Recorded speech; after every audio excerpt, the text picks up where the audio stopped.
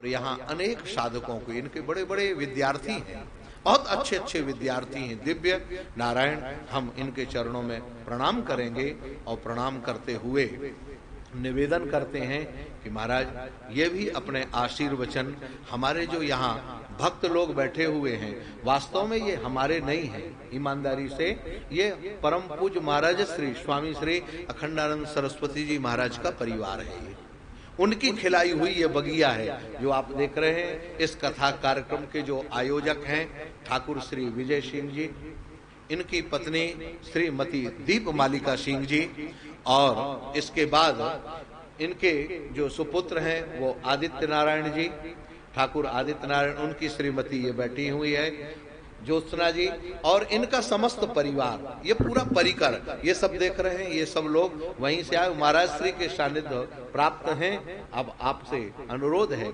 हम प्रार्थना करते आपके चरणों में कि आप कृपा करके इन सबको अपना आशीर्वचन प्रदान करें। श्री स्वामी जी महाराज।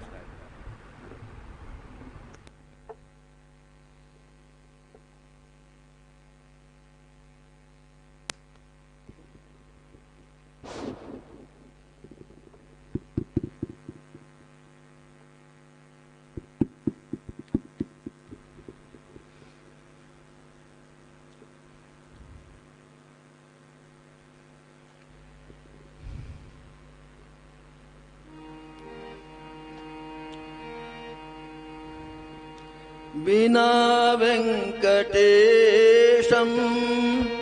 ननाथो ननाथः सदा वेंकटेशम स्मरामि स्मरामि हरे वेंकटेश प्रसीद प्रसीद यं वेंकटेश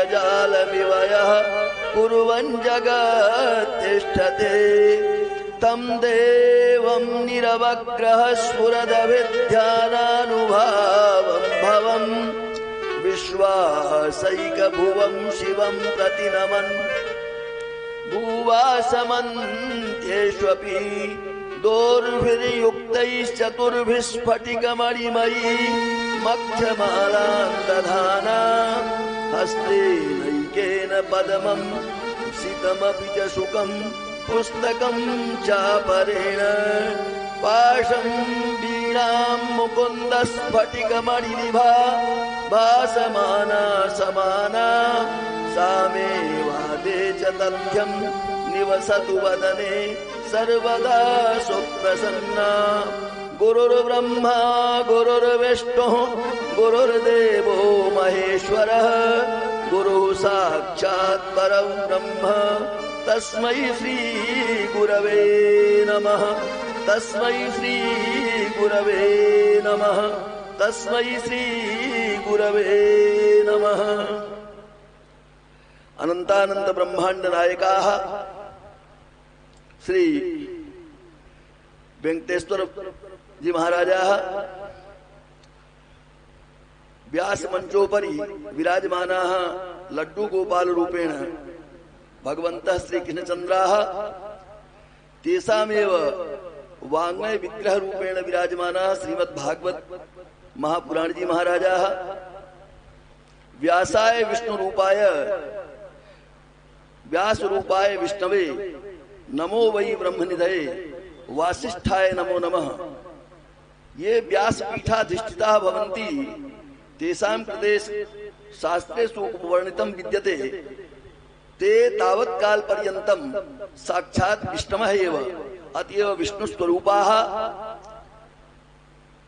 व्यास जी महाराजाः श्री अखिलेश्वर शास्त्रिणः एतेषां नाम अपि विद्यते अखिलेश, अखिलस्य विश्वस्य ब्रह्मांडस्य चराचरस्य यः ईशः स एव अखिलेशः। तावत् निमंत्रण पत्रं यत् प्रकाशितं विद्यते तत्र बहूनि विशेषणानि दीयन्ते प्रायः सर्वैः भागवत प्रवक्तृभिः, परंतु एभिस्तावत् स्वकीये निमंत्रण पत्रे प्रकाशितं विद्यते भागवतोपासकः। यः तावत् भागवतस्य उपासकः स एव तावत् भागवत मर्मज्ञः भवितुमर्हति नान्यः। अथ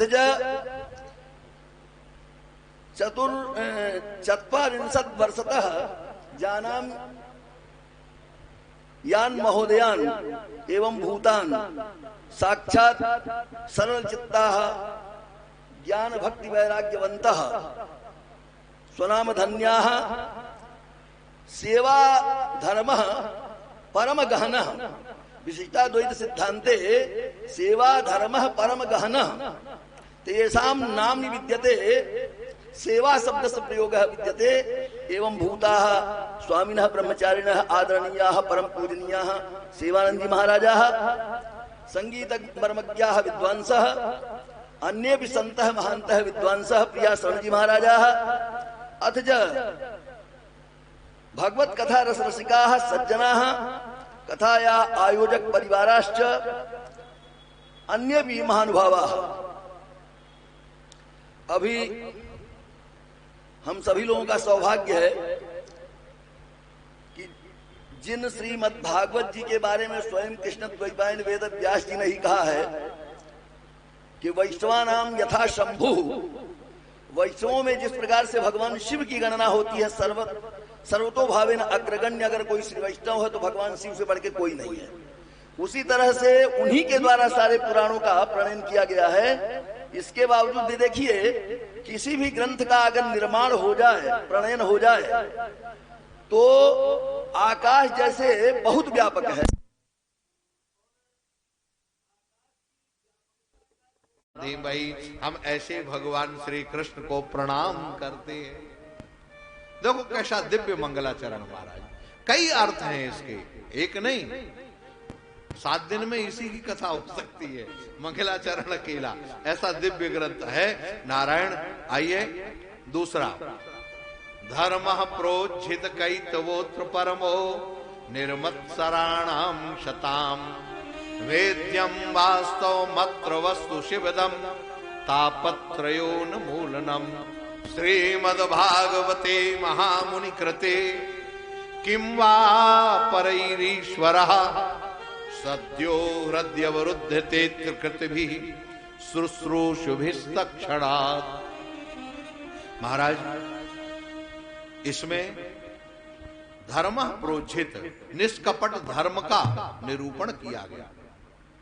साधन महाराज चतुष्टय का वर्णन इसमें है।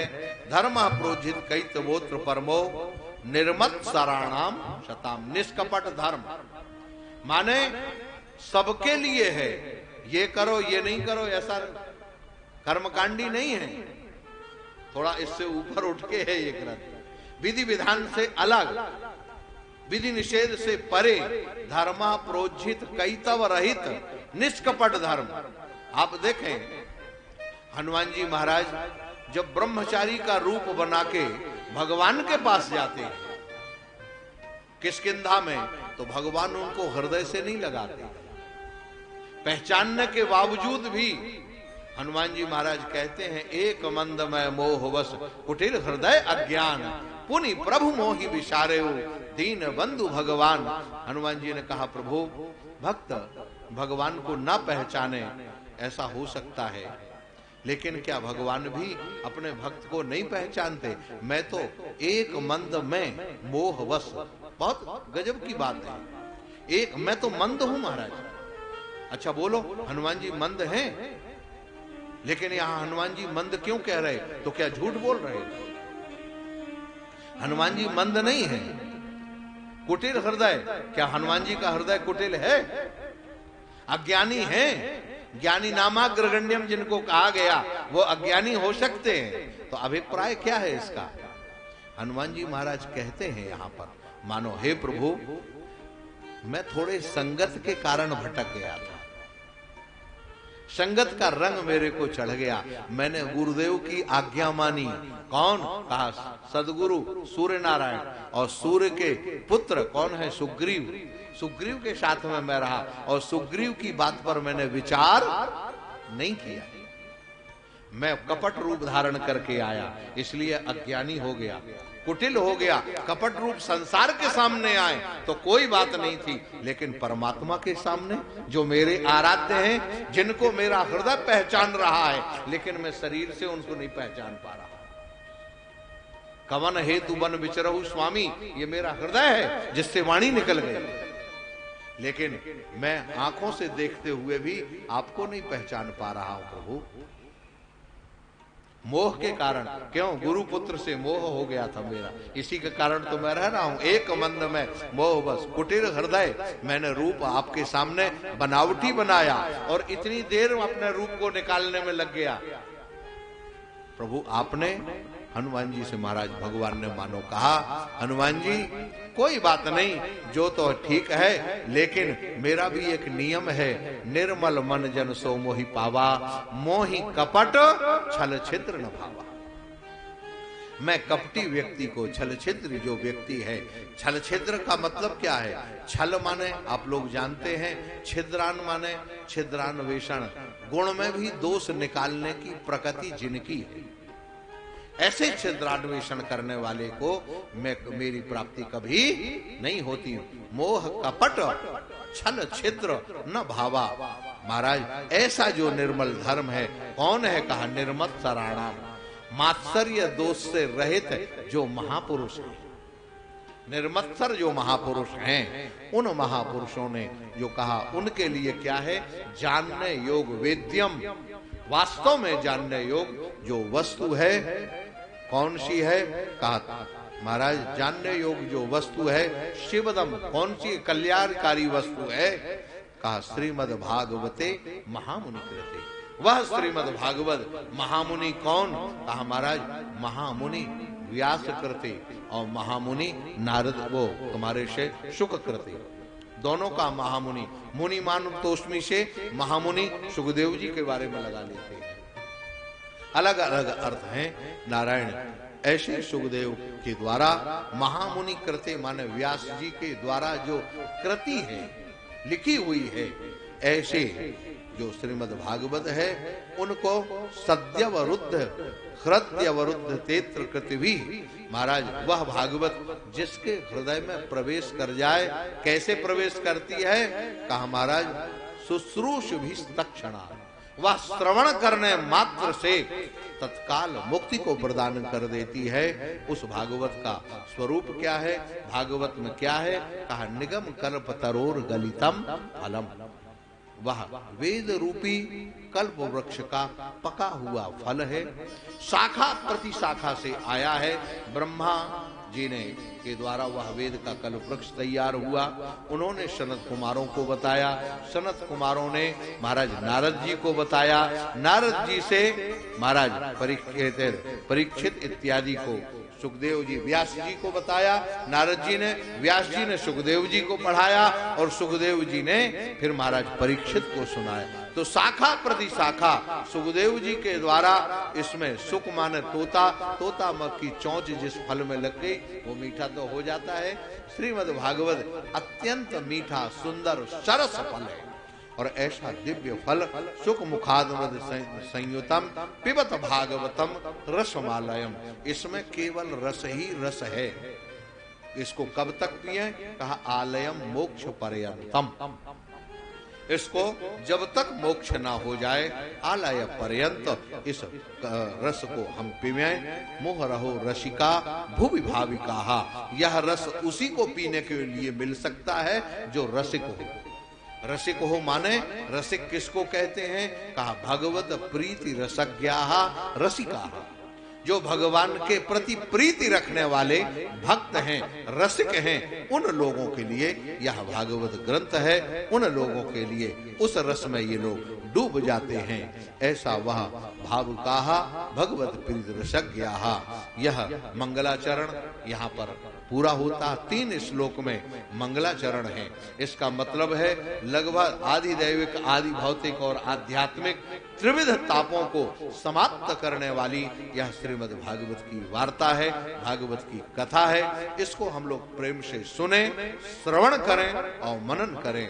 आज से महाराज अभी आज 1 दिन हुआ, 6 दिन पर्यंत आपको क्रम से श्रीमद् भागवत की कथा यहाँ विधिवत तरीके से जितना होगा सुनाई जाएगी। आगे की कथा कल पुनः। फिर आइए हम लोग 2 मिनट भगवान नाम संकीर्तन करें और आरती की तैयारी करें। बोलिए गोपाल कृष्ण भगवान की जय। श्रीमद् भागवत भगवान की जय। जय जय श्री राधे श्याम।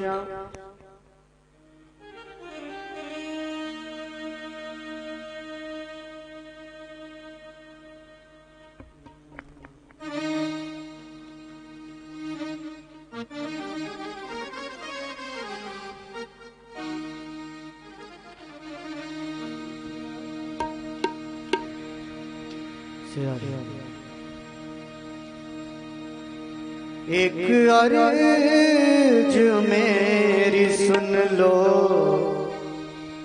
दिलदार है कन्हैया। एक अर्ज मेरी सुन लो, दिलदार है कन्हैया। कर दो अधम की नैया, भव पार हे कन्हैया। एक अर्ज मेरी सुन लो, दिलदार हे कन्हैया। एक अर्ज मेरी सुन लो, दिलदार हे कन्हैया।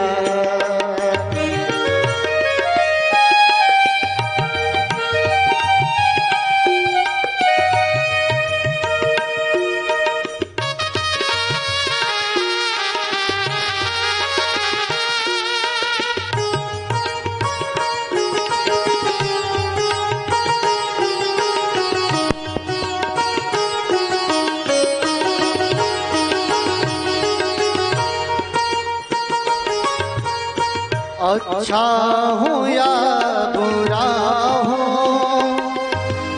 परदास हो तुम्हारा।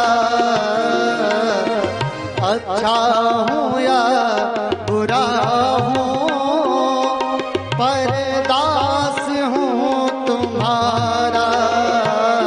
जीवन का मेरे तुम पर, जीवन का मेरे तुम पर सब भार हे कन्हैया। कर दो अधम की नैया, भव पार हे कन्हैया। एक अर्ज मेरी सुन लो, दिलदार हे कन्हैया। एक अर्ज मेरी सुन लो, दिलदार हे कन्हैया। तुम हो अधम जनों का उद्धार करने वाले। तुम हो अधम जनों का उद्धार करने वाले। मैं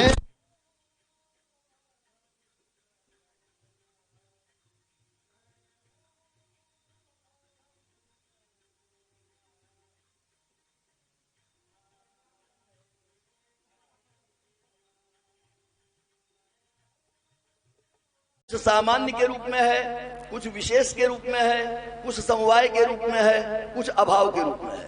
माने इन्हीं सातों में ही पूरा ब्रह्मांड सिमटा हुआ है। जैसे कहते हैं ना, दैहिक दैविक भौतिक तापा, राम राज काहू ही नहीं व्यापा। आध्यात्मिक आदि भौतिक और आदि दैविक। अभी सांख्य शास्त्र का वर्णन चल रहा था, सांख्य शास्त्र का प्रणयन किया भगवान कपिल ने। उन्होंने जो है आध्यात्मिक आदि भौतिक और आदि दैविक दुखों से जब व्यक्ति त्रस्त हो जाता है तो उससे मुक्त होने के लिए शास्त्र की जिज्ञासा उसमें उसके अंदर जागृत होती है। हारमोनियम। तो ऐसी स्थिति में तीन प्रकार के दुख ही नहीं है, लाखों करोड़ों अरबों खरबों की संख्या में दुख है संसार में। लेकिन कुछ आदि दैविक में समाहित हो जाते हैं, कुछ आदि भौतिक में समाहित हो जाते हैं और कुछ आध्यात्मिक में समाहित हो जाते हैं। आध्यात्मिक आदि भौतिक आदि दैविक, तो वैसे तीन ही दुख हैं। तो उसी तरह से न्याय शास्त्र के छोटे ग्रंथ में तर्क संग्रह में 7 पदार्थ ही माने गए हैं। तो वहां सप्त पद का जो प्रयोग किया, सप्त पदार्था। तो देखिए थोड़ा ये भगवान से अतिरिक्त नहीं है, शास्त्रानंद भी एक आनंद होता है। उनसे किसी ने प्रश्न किया कि जब आपने 7 पदार्थ का नाम ले लिया, द्रव्य गुण कर्म सामान्य विशेष समवाय और अभाव, तो सुनने वाला 7 का नाम सुना, समझ गया 7 पदार्थ होते हैं। तो वहां सप्त शब्द का आपने प्रयोग किया, सप्त पदार्थ। आपके कहने से ही व्यक्ति समझ गया 7 पदार्थ हैं। तो उनसे उन्होंने कहा कि 7 से अतिरिक्त पदार्थ जो लोग मानने वाले हैं उसका निषेध करने के लिए। तो उन्होंने कहा कि 7 से अतिरिक्त कोई सिद्ध होता तब तो उसका निषेध करते। तो यहाँ पर उसी का उदाहरण देके मैं समझाना चाहता हूँ कि गोस्वामी तुलसीदास जी ने कह दिया, नाना पुराण निगमागम सम्मतम यद रामायणे निगदितम। मतलब विभिन्न पुराणों में, विभिन्न वेदों में, विभिन्न शास्त्रों में, तो यही तीन ही में तो सभी समाहित है। 18 पुराण महापुराण आ गए, 4 वेद आ गए और उसके बाद सभी शास्त्र आ गए। सब में जो वर्णन है वो मैंने रामचरितमानस में वर्णन कर दिया। और आगे क्या लिख रहे हैं, क्वचित अन्य तोपी, क्वचित अन्य तोपी। अब बताइए, जब सारे शास्त्र का मत आपने वहां लिख दिया और उस शास्त्र से अतिरिक्त कुछ है ही नहीं, तो अन्य जगह से क्या लिखा आपने? तो इसका स्वामी अखंडानंद जी जैसे महापुरुषों के चरणों में जब लोग बैठते हैं तब अनुसंधान होता है। तो वहां ये होता है कि शास्त्र के अनुसार अपनी जीवन शैली बना करके जीवन जीने वाला जो व्यक्ति होता है, वह जीवन जीते जीते जीते जीते कट या मधुर जो अनुभव करता है, वह कट और मधुर अनुभव जो है शास्त्र में वर्णित जितने चीज है उससे भी ऊपर होता है। इसलिए गोस्वामी तुलसीदास जी ने जितने कट या मधुर अनुभव किए थे अपने भक्ति क्षेत्र में आकर के वैराग्यवान संपन्न होकर के, वह भी उसमें पिरोया रामचरितमानस में। उसी प्रकार से कृष्णद्वैपायन वेदव्यास ने भी, यद्यप देखिए इसी श्रीमद् भागवत जी में गोस्वामी तुलसीदास तो यहां तक कह देते हैं कि हरि अवतार हेतु यही होई, कहीं न जाई मिथ्यम सोई। भगवान के अवतार का कारण यही है, ऐसा है, इस प्रकार का है, ऐसा नहीं कहा जा सकता है। क्यों? हरि अनंत, हरि कथा अनंता। भगवान भी अनंत है और भगवान की कथाएं भी अनंत हैं। फिर भी अपने अपने बुद्धि के अनुसार लोग जो है उनका वर्णन करते हैं भगवान का। तो भगवान वेदव्यास अनंत भगवान के अवतार होने के बावजूद भी मुख्य रूप से 24 अवतारों का वर्णन श्रीमद् भागवत जी में आया है। और उन 24 में से भी 10 का और ज्यादा विशेष रूप से आया है। उन्हीं 24 अवतारों में भगवान कृष्णद्वैपायन वेदव्यास भी एक भगवान के अवतार है। और भगवान का अवतार होने के बावजूद भी जब उन्होंने, पहले वेद एक था, उस वेद का उन्होंने विभाजन किया 4 भाग किया और 4 भाग करके उस वेद पर स्वयं भाष्य बनाया। और भाष्य बनाने के बावजूद भी, मतलब यहां तक वर्णन आस्तिक सनातन धर्मावलंबियों के यहां आता है कि अगर भगवान भी वेद के विरुद्ध कोई प्रतिपादन कर रहे हो तो भगवान के वक्तव्य को भी महत्व नहीं देना चाहिए। वेद से विरुद्ध भगवान भी बोले तो उस भगवान को भी नहीं मानना चाहिए। माने यह नास्तिक का मतलब नहीं है, क्योंकि नास्तिक का लक्षण लोग कर देते हैं। नास्तिक ईश्वर ही प्रतिपादयत यह सह नास्तिक। जो ईश्वर नहीं है ऐसा प्रतिपादन करता है वह नास्तिक है, और अस्त ईश्वर ही प्रतिपादयत सह आस्तिक। ईश्वर है ऐसा जो प्रतिपादन करता है उसको आस्तिक कहते हैं। यह सनातन धर्मावलंबी नहीं मानते हैं, वह यह मानते हैं वेद प्रामाण्याभ्युपगंता आस्तिक। जो वेद को प्रमाण मानता है वही आस्तिक है, और जो वेद को प्रमाण नहीं मानता है वही नास्तिक है। इसका मतलब हुआ वेद में जिसका प्रतिपादन हुआ है, अगर वही प्रतिपादन भगवान भी अवतार लेकर के कर रहे हो तो भगवान की पूजा करेगा सनातन धर्मी। और अगर वह वेद के विरुद्ध प्रतिपादन करेंगे तो ये तो कहेगा ये भगवान है, लेकिन ऐसे भगवान की हम पूजा नहीं करेंगे। इसका ज्वलंत उदाहरण है सनातन धर्मावलंबी लोग भगवान बुद्ध की पूजा नहीं करते हैं। 24 अवतारों में भगवान बुद्ध भी भगवान के अवतार हैं, लेकिन उन्होंने बौद्ध धर्म चलाया जो नास्तिक दर्शन के अंतर्गत आता है। इसलिए भगवान विष्णु के अवतार बुद्ध को भगवान मानते हुए भी आस्तिक लोग उनकी पूजा नहीं करते हैं। तो ऐसे वेद का भी भाष्य भगवान कृष्णद्वैपायन वेद व्यास ने किया, और भाष्य बनाने के बाद भी उनको जो है संतोष नहीं हुआ। और कहते हैं ना, गोधन गजधन बाजीधन और रतन धन खानी, जब आवे संतोष धन सब धन दूरी समान, संतोष परमम सुखम। और इसीलिए कहा गया है असंतोषी दरिद्र।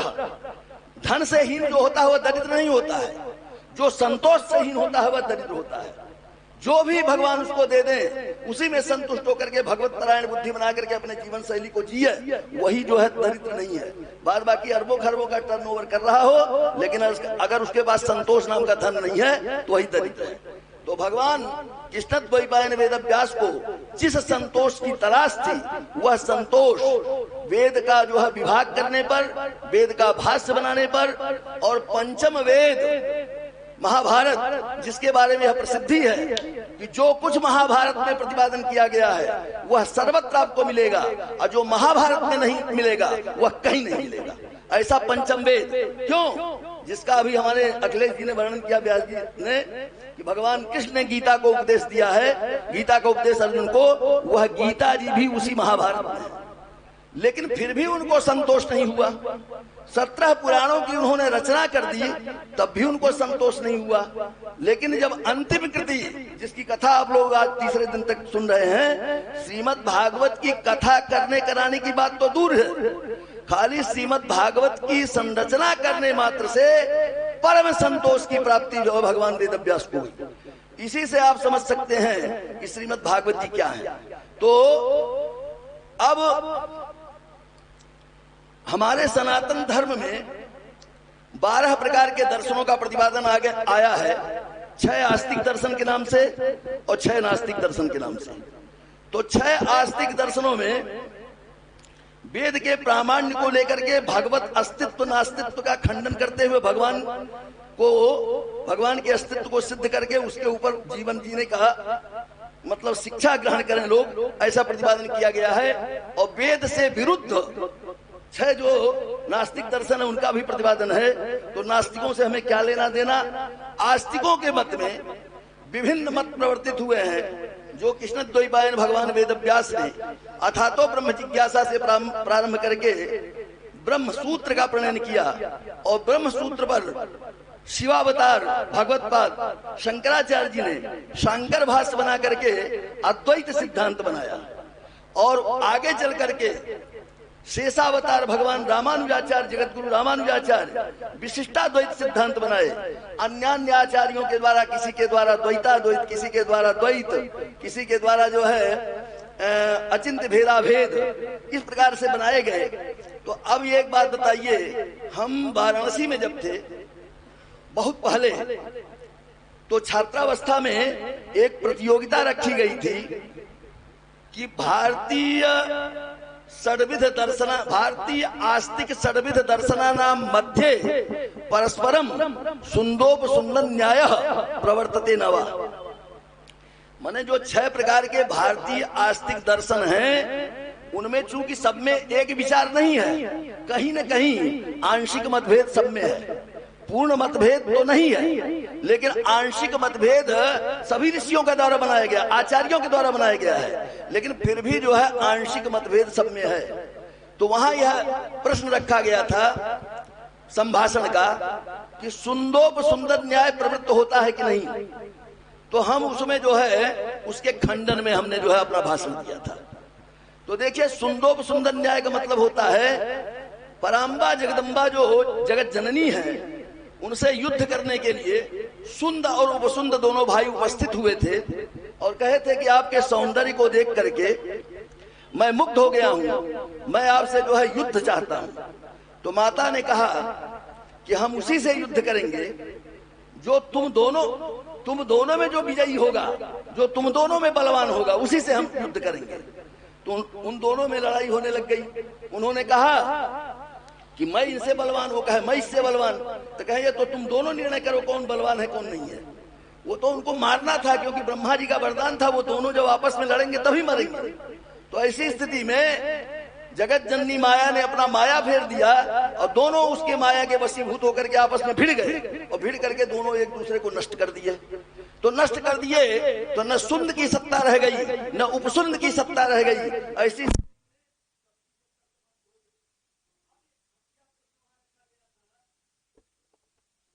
देखिए, गोस्वामी तुलसीदास जी ने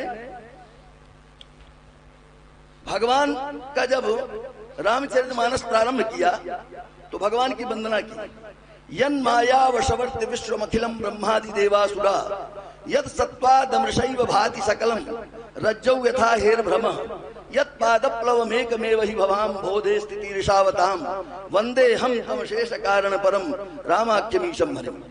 अब कह रहे हैं, जैसे अभी व्यास जी ने बताए थे कि देवहूति वाले प्रकरण में कपिल जी ने जो माया के बारे में बताया कि माने आपकी माया ही ऐसी है, और जो है महर्षि कर्दम जाने लग गए हैं कि आपके माया के वशीभूत होकर के ही ऐसी ऐसी बातें लोगों के दिमाग में आ जाती हैं। वही गोस्वामी जी कह रहे हैं यन माया वशवर्ती विश्व। इसकी बहुत बड़ी व्याख्या है, 10-20 घंटे की जा सकती है, लेकिन उतना टाइम नहीं है।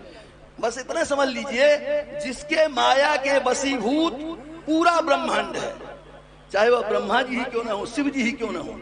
यन माया वशवर्त विश्वमखिलम ब्रह्मादि देवासुरा, ब्रह्मा से लेकर के आदिदेव महादेव और जितने देवता हैं, या दानव है या मानव है। और दूसरी बात देखिए, गोस्वामी तुलसीदास जी क्या थे, श्री वैष्णव, लेकिन पहली वाली पंक्ति में उन्होंने वैष्णवी पद्धति को बताया और दूसरी पद्धति में भगवान शंकराचार्य के मत को रखा। यत सत्वादमृषैव भाति सकलम रज्जौ यथा हेर ब्रह्म। क्योंकि भगवान शंकराचार्य ने 3 सत्ता मानी जरूर है, लेकिन उन 3 में से प्रमुख सत्ता मानी है किसकी? पारमार्थ की सत्ता। और पारमार्थ की सत्ता किसकी होती है? खाली ब्रह्म की होती है। ब्रह्म सत्यम जगन मिथ्या, माने ब्रह्म से अतिरिक्त जो कुछ भी है सब मिथ्या है। माने ब्रह्म सत्य है और जगत मिथ्या है, और बीच में जीव आ गया, वो कहां जाएगा? वो मिथ्या रहेगा कि सत्य रहेगा? क्योंकि एक 3 सत्ता माने हैं, इसलिए उनको 3 सत्ता स्वीकार करनी पड़ी। एक सत्ता होने के बावजूद भी कि जीव की भी सत्ता है, लेकिन उसकी व्यावहारिक सत्ता है। और पारमार्थिक सत्ता जो है परमात्मा की है, ब्रह्म की है। उसी को लोग परमात्मा भी कहते हैं, उसी को भगवान भी कहते हैं, उसी को लोग ब्रह्म भी कहते हैं। और जगत की सत्ता क्या है? मिथ्या है, जो न था न है और न रहेगा। लेकिन रामानुज स्वामी इसको नहीं मानते हैं। रामानुज स्वामी कहते हैं भगवान भी है, जीव भी है और जगत भी है, और दोनों की हम संगति भी बैठा देंगे, लेकिन समझ नहीं। तो इसलिए ब्रह्म के अतिरिक्त जगत की सत्ता नहीं है, ऐसा शंकराचार्य ने माना। तो दूसरी पंक्ति में समन्वयवादी महापुरुष थे गोस्वामी तुलसीदास जी के अवतीर्ण होने से पहले शंकर मतानुयायी, रामानुज मतानुयायी, अन्यान्य मतानुयायी एक मंच पर नहीं बैठते थे कभी। दूसरे एक दूसरे की टांग खींचते थे और अकेले में मिल जाते तो फरसा का प्रयोग भी करते थे। लेकिन गोस्वामी तुलसीदास जी अवतीर्ण हुए तो यह देखिए सबके मत को अपने इसी वंदना में रख रहे हैं, सबको एक मंच पर उन्होंने बैठाया। तो इसलिए उन्होंने कहा यत सत्वाद, माने जिसकी वास्तविक में सत्ता है, जिसकी वास्तविक में सत्ता है और जिसकी सत्ता नहीं है। तो यत सत्वाद अमृषैव भाति सकलम, माने अमृषा के समान, माने न झूठे के समान, माने सत्य के समान, भांति सकल।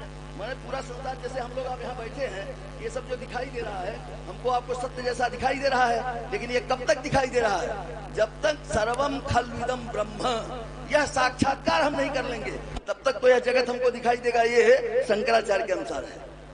तो जिसकी माया के वशीभूत हैं उसी की वास्तविक में सत्ता है, और किसी की सत्ता नहीं है। लेकिन उसकी सत्ता रहने के कारण ही जिसकी सत्ता नहीं है वह भी सत्ता वाली मालूम पड़ रही है। यद सत्वाद मशैव भाति सकलम रज्जौ यथा हेरणौ, उदाहरण दिया, रस्सी में जैसे सर्प का भ्रम होता है। अब एक बात बताइए, रस्सी में न तो सर्प पहले था, न सर्प है और न सर्प होगा, न भूतकाल में सर्प था, न वर्तमान में सर्प है और न भविष्य में रस्सी में सर्प होगा। लेकिन घने अंधकार में ऐठी हुई अगर रस्सी पड़ी हुई हो और कोई जा रहा हो, वो ऐठन ऐसे अगर घूम रही हो तो तुरंत कहेगा सांप सांप सांप। तो उसको कब तक मालूम होगा सांप? जब तक वह रस्सी को नहीं समझ जाएगा। जैसे जब तक ब्रह्म को नहीं समझ जाएगा तब तक जगत की भ्रांति होगी, और जब ब्रह्म को समझ जाएगा तो जगत की भ्रांति समाप्त। उसी तरह से जब तक रस्सी को नहीं समझेगा तब तक सर्प की भ्रांति नहीं जाएगी, और जब तक भ्रांति नहीं जाएगी तब तक सर्प सत्य ही प्रतीत होगा। रज्जौ यथा हेरणौ। अब कहते हैं, जैसे आपने बताया अपनी कथा में कि आपके चरणार बिंद ही, या आपके चरण कमल का जो खड़ाऊ जिसको क्या कहते हैं, सतको वैष्णव पद्धति, एकमात्र भगवान का चरण कमल ही संसार समुद्र से पार करने वाले की इच्छा जिसकी है, ऐसे लोगों के लिए जिसका चरण कमल ही नौका है। यत् पादप्लव मेघमेव ही भवाम बोधे स्थिति ऋषावताम, माने जिनका चरण कमल ही संसार रूपी समुद्र से पार जाने वालों के लिए नौका है। लेकिन अभी तक नाम नहीं बताया, इतना कह दिया जिसके माया के वशीभूत, जिसकी सत्ता के कारण, जिसका चरण कमल। अभी तक 3 पंक्ति में नाम नहीं बताया। कह वंदे हम, मैं उसकी वंदना करता हूँ। कह कौन? कह तम, माने उसकी। कह वो कौन? कह अशेष कारण परम। अब देखिए, हम अपना उदाहरण देते हैं। जैसे मैं हूँ, मैं कहाँ से आया? अपने पिता माता जी के द्वारा आया। मेरे कारण कौन हुए? मेरे पिताजी। उनके कारण कौन हुए? उनके पिताजी। उनके कारण कौन हुए? उनके पिताजी। हमारी वंश परंपरा को हम ऊपर लेते जाएं और जहां जाकर के थक जाएं और थक करके विश्राम करने लग जाएं और कहें यही सबसे बड़े कारण है, इनका तो कोई कारण है ही नहीं। वंदे हम तम अशेष कारण परम, माने सारे कारणों में जो सर्वोपरि कारण है, कहे वह कौन है? कहे रामाख्यमीशम हरि रमनते योगिनो यस्मिन असौ रामः, जिसमें योगी लोग जन्म जन्मांतर तक, कल्प कल्पांतर तक रमण करते रहते हैं, ऐसे जो हरि है, नारायण है, विष्णु के अवतार हैं, उनकी मैं वंदना करता हूँ। यह तो गोस्वामी तुलसीदास जी ने राम के बारे में कहा। और जिस अद्वैत के बारे में मैंने कहा भगवान शंकराचार्य के मत में कि ब्रह्म सत्यम जगन मिथ्या, उनके अद्वैत सिद्धि नाम का एक ग्रंथ है उनके संप्रदाय में, जिसको दांत माने दांत में लोहे के चना चबाने के बराबर है अद्वैत सिद्धि की पंक्तियों को खोलना। वह है मधुसूदन सरस्वती का। और वह मधुसूदन सरस्वती कभी वृंदावन घूमने आए थे, जो निर्गुण ब्रह्म को मानते थे, सगुण को कभी नहीं मानते थे। अद्वैत में निर्गुण का ही ज्यादा प्रतिपादन है, सगुण का नहीं है। और गोस्वामी तुलसी और भगवत इत्यादि में सगुण का प्रतिपादन है। और गोस्वामी तुलसीदास जी ने कहा भी है कि सगुण ही अगुण ही कछु नहीं भेदा, दोनों एक ही है। तो ऐसी स्थिति में उन्होंने जब इनका दर्शन किया, बांके बिहारी का आप लोग तो रोज करते ही होंगे, तो उन्होंने भी उनके बारे में क्या लिखा?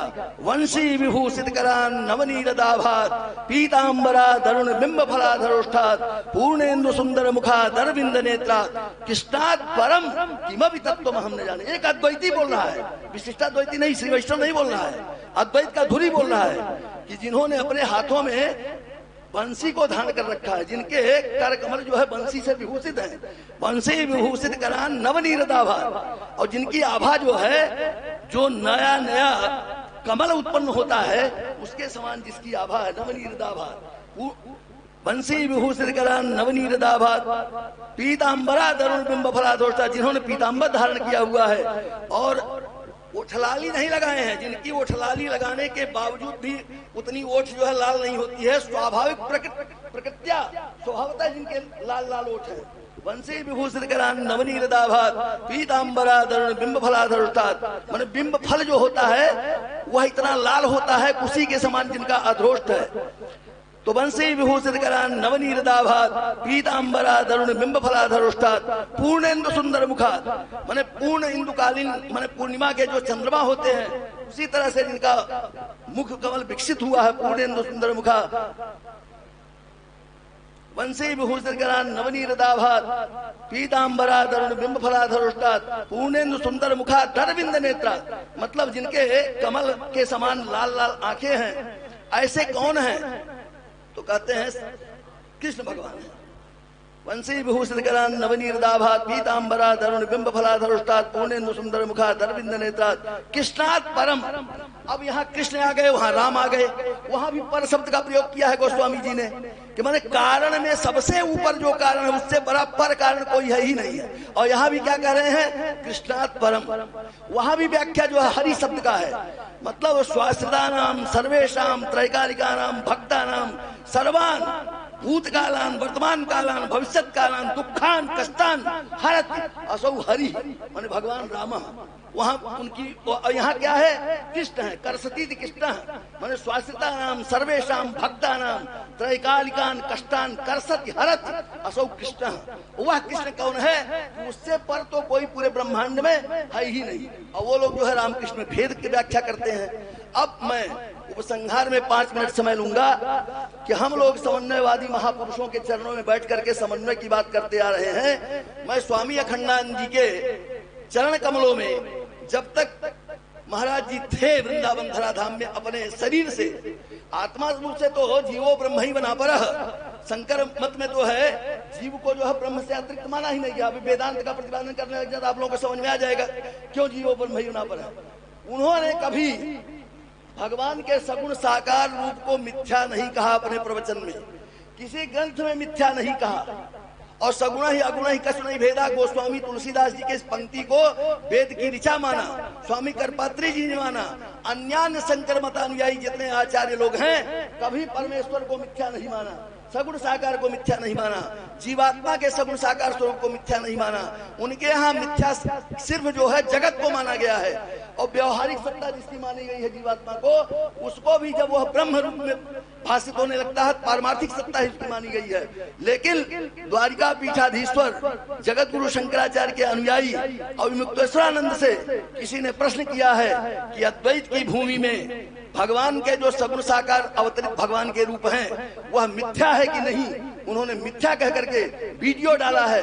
मैं उसका विरोध कर रहा हूं। जो भगवान के सगुण साकार स्वरूप को अपमानित करेगा, कलंकित करेगा, वह सनातन धर्मी कहलाया ही नहीं जा सकता है। इसलिए जो लोग वस्तुतः हिम्मत न हारें और भगवान का तिरस्कार करने वाले का तिरस्कार करें, तभी भगवान की सत्ता बच सकती है। नहीं तो इसके पहले बौद्धों का समय आया, मुगलों का समय आया, सबने भगवान की सत्ता का अपलाप करने की कोशिश की।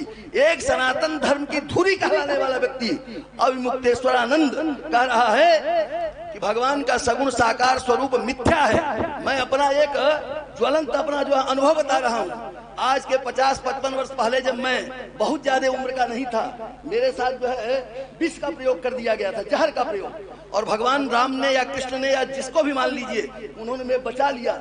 मेरे जेब में जितना जो कुछ था सब निकाल लिया था। किसी तरह से मेरे जीवन की रक्षा हो गई थी। मैं ट्रेन में बैठा, मेरे पास टिकट के लिए पैसे नहीं थे, लेकिन लोग डराया करते थे कि बिना टिकट के अगर ट्रेन में बैठोगे जेल चले जाओगे। आज तक मैंने जेल का मुख देखा नहीं है, जेल का सुना जरूर है। किसी से मिलने जाए अलग बात है। वहां ट्रेन में मैं तब बैठा बिना टिकट के कि प्लेटफार्म पर आगे से पीछे तक टीटी को देख करके कि किस डिब्बे में टीटी चढ़ रहा है उसके अनुसार मैं ट्रेन में बैठूं।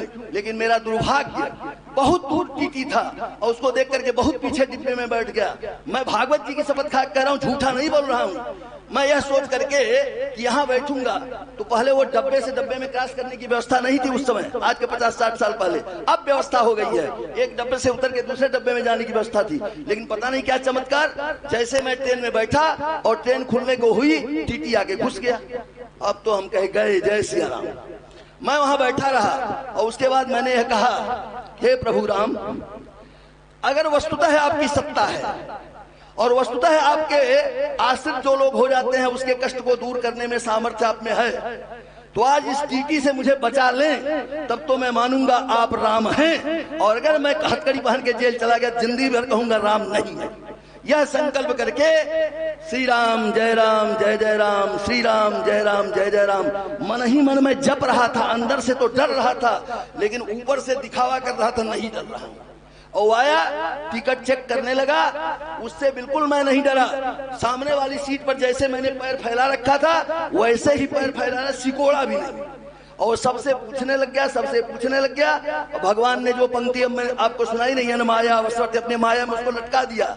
वहां क्या हुआ, किसी का बाप नीचे बैठा हुआ था, बेटा ऊपर लेटा हुआ था। बाप ने कहा टिकट है, ये 2 दिखाया उसने, ऊपर का आधा टिकट, नीचे का फुल टिकट। क्या इसका कितना साल का है? कहा 14 साल का। क्या 11 साल से ऊपर का पूरा टिकट लगता है? क्या नहीं लगता है। क्या नीचे उतरो। अब उसी में फंस गया मामला, उनको उतारने चढ़ाने के चक्कर में, और लोगों से टिकट पूछना भूल गया। हमारे अगल बगल सब जगह पूछा, हम ही भर को छोड़ दिया और वह लेकर के चला गया। तब से मुझे और विश्वास हो गया कि बिन विश्वास भगति नहीं, तही बिनु द्रवहीन राम, राम कृपा बिनु जीव कहूं, सपने हूं नहीं विश्राम। इसलिए सगुण साकार चाहे राम हो, चाहे कृष्ण हो, चाहे शिव हो, चाहे सूर्य हो, चाहे गणेश हो, चाहे महादेव हो, सब जो है सत्य है, कोई मिथ्या नहीं है। और इनको मिथ्या कहने वाले ही स्वयं मिथ्या। बोलिए गोपाल कृष्ण भगवान की। नारायण, हमारे आचार्य जी ने बड़ी कृपा करके यहाँ पर आए, हमें आशीर्वाद प्रदान किया। 2 मिनट हम प्रार्थना करेंगे कि आप थोड़ा पधारें। भजन होगा, आरती होगा। भैया तिलक करवाओ, माला। और सभी लोग, हमारे आदित्य जी आरती की तैयारी करेंगे। तब तक आचार्य जी का जय श्री राधे।